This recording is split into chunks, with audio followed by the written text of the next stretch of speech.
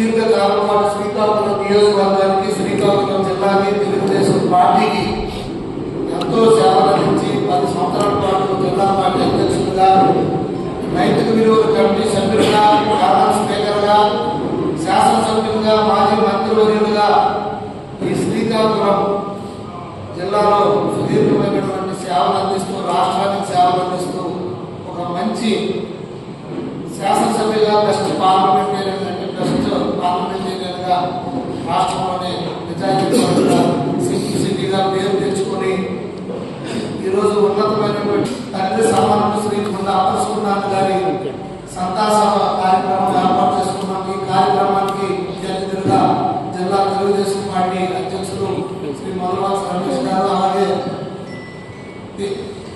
Telugu Desam party senior నాయకులు, నియోజకవర్గం దార మండలం, రూరల్ మండలం, అలాగే శ్రీకాకుళం పట్టణం నుండి ఇచ్చేసినటువంటి సీనియర్ నాయకులు, తెలుగుదేశం పార్టీ కార్యకర్తలు, అలాగే పార్టీ నాయకులు, కార్యకర్తలు, కొండా అప్పలసుకున్నాథ్ గారి అభిమానులు అందరికీ పేరు పేరు నా హృదయపూర్వక నమస్కారాలు, పాదాభివందనాలు తెలియజేసుకుంటూ,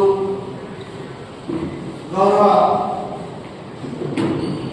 దివంగత రాత అప్పలసుకున్నాథ్ గారు మృతి చెందిన వెంటనే చాలా ఇబ్బంది గురయ్యాం.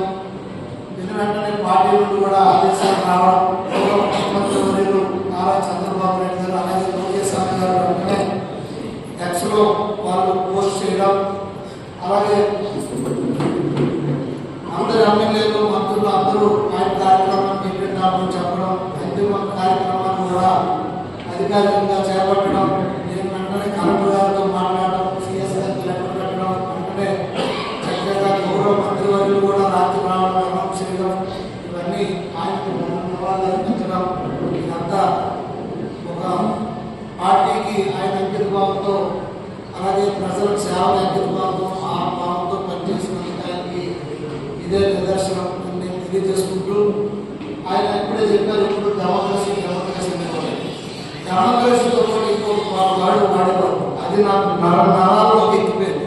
అదే ఈ పదం అనేది యాబ్సల్యూట్ పవర్ కాదు, నీకు వచ్చే అధికారం అనేది యాబ్సల్యూట్ అధికారం కాదు, అది గుర్తుంచుకో అని నాకు మొదటి నుండి చెప్పేవారు. ఇంకా ఆయన సుదీర్ఘ రాజకీయ అనుభవం తర్వాత, నాకు చిన్నప్పటి నుండి మేము పెద్దవారు ఎదిగిన తర్వాత నుండి ఆయన ఎమ్మెల్యే ఉండడం, 2004లో ఓడిపోయిన తర్వాత నేను ఎలా ఉండడం అనేది జీర్ణించుకోలేకపోయాను. అలాంటి సందర్భంలో ఆయనకి సభ్యత్వం కూడా చేయడానికి అవకాశాలు, అలాంటి సందర్భంలో ముఖ్యమంత్రి గారిని అడగడం, మళ్ళీ ఆయనకి గౌరవం దక్కడం, అప్పటి నుండి సుదీర్ఘంగా ఆయనతో పాటు నేను ప్రయాణించడం. ఆయనకి నాకు మధ్య ఎడబాటు 18 ఏళ్ళు మాత్రమే. అయితే చాలా ఇష్యూస్ ఉన్నాయి, చాలా మాట్లాడాం.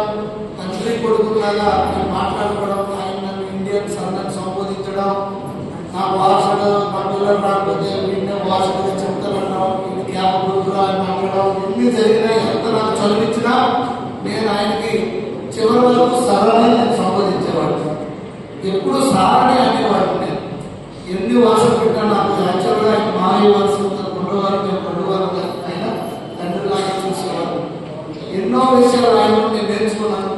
అందులో మొదటి నేను ఇప్పటికీ పాటిస్తాను. నాకు ఇంకా 3.5 సంవత్సరాల అధికారం ఉందని నేను ఇప్పుడు మీకు అందరికీ చెప్తుంటాను. ఒక రోజు పోతే నాకు పోయింది, ఇది యాబ్సల్యూట్ పవర్ కాదు, 5 సంవత్సరాలు నాకు అధికారం అనేది ఆయన నేను నేర్చుకుంటుంది. సింప్లిసిటీ, ఒక్కోసారి 2 వేలు కూడా వెళ్తుంటాను, ఆయన 2 వేలు కూడా వెళ్ళడం నాకు బాగా తెలుసు. ఒకసారి శ్రీపురంలో మాకు చిన్న తగ్గు వస్తే ఎస్ఐతో మాట్లాడడం కోసం 2 వేలు కూడా శ్రీపురం ఆయనకు వచ్చేసాడు, శ్రీకాకుళం. సో అంత సింప్లిసిటీ. సో ఈ రోజు కూడా నేను ఆ సింపుల్గా ప్రజల మధ్యలో ఉండాలి. ఎవరైతే ప్రజలు ఎంత అందుబాటులో ఉన్నారో అదే అందుబాటులో నేను ఉండాలి. అసలు వారు కూడా మా ఇంటికి వచ్చినప్పుడు వందలాది నేను చెప్తాను, మీరు ఆయన నేను కూడా చూసుకోండి, ఆయన కంటే ఎక్కువ చూసుకుంటాను చెప్తాను. అదే మాట మీ అందరికీ నేను ఆయన ముఖం నేను మీ అందరికీ మాటిస్తున్నాను. ఆయన అంత నిజాయితీ, ఆయన నచ్చుతారని నాకు ఉండలేదు. ఆయన కూడా నేను చెప్పేవాడిని, మీ అంత నిజాయితీ కొట్టింది నేను కాదు అని మొదట ఆయనతో ప్రయాణించినప్పుడు స్టార్టింగ్ నుండి మొదలు పెట్టాను. అలాగే 14-19లో కూడా మన ప్రభుత్వం కూడా ఎటువంటి మాట నా నుండి వాళ్ళకి రానివ్వకుండా కాపాడుకుంటాను. అయితే ఆయన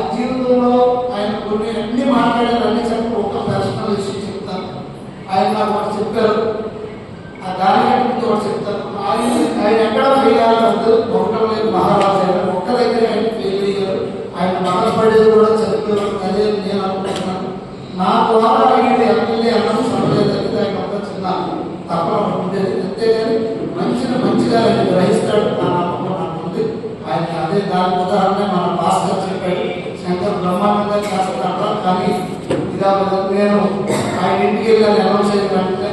తర్వాత నామినేషన్ ముందు రోజు ఎంత బిజీలో కూడా 4:30కి ముఖ్యమంత్రి గారు మీటింగ్ అయిపోయినట్టు ఆయన ఇంటికి వెళ్తే ఆయన ఫస్ట్ వాక్ అయ్యారు. తర్వాత మామూలు ఈవెన్ బస్సులో కూడా సీఎం గారు అడిగితే నేను చెప్పాను ఆయనతో కలిసామంటే ఆయన చేతి మీద బీఫామ్ తీసుకోవాలని నాకు ఉందని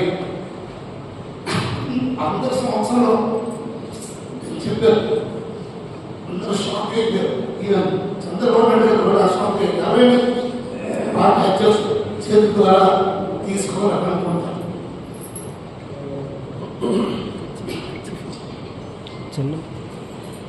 చిన్ననాడు ఆయన మనస్తత్వం నాకు తెలుసు. తిట్టిన ఇంటికి వెళ్ళి ఆయన కూర్చో ఆయన నిజాయితీ ఆయన మాట్లాడాడు. నిజాయితీగా నేను నీకు హాని చేయను, నేను నీకు మేలు చేయను. ఎందుకంటే నువ్వు నాకు మాట తక్కువ నా చేతుల మీద నీకు ఏమన్నా చేసేవాడినేమో అని అనేవాడు.